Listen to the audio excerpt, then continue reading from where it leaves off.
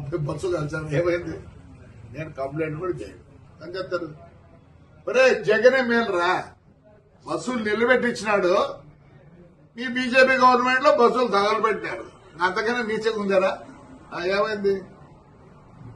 300 పోతేనే ఆ పొద్దు ఏడ్చలే, దీనికి ఏడుస్తాను నేనా? అదే కొంచెం అనకూడదు. నేను తప్పు, వాళ్ళు చాలా మంచోళ్ళు. దానికన్నా తగ్గు ఏదైనా ఉంటే ఆ మాట వాడతాం. మీకు నాకు తెలియాలి తగ్గు మాట. I don't want insult third gender. I give lot of respect to them.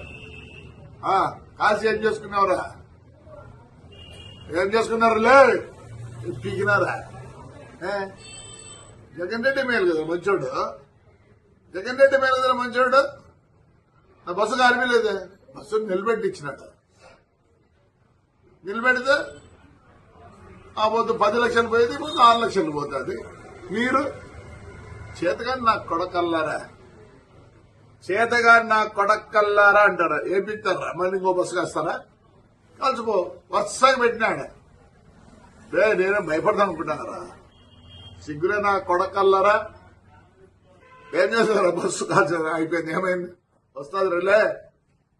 అదే మా డ్రైవర్కి చిన్న, ఎందుకంటే కోర్టులో ఉంది. జనవరికి వస్తే నేను మామూలుగా పాత బస్సులు 10 లక్షలు అయితే వాళ్ళు 5 లక్షలు ఇస్తా అంటే, ఎందుకంటే ఇన్నేళ్ళు నాకు పని చేసినారండి. ఒక జీవితం నాశనం చేసినారు. ఏమైందిరా?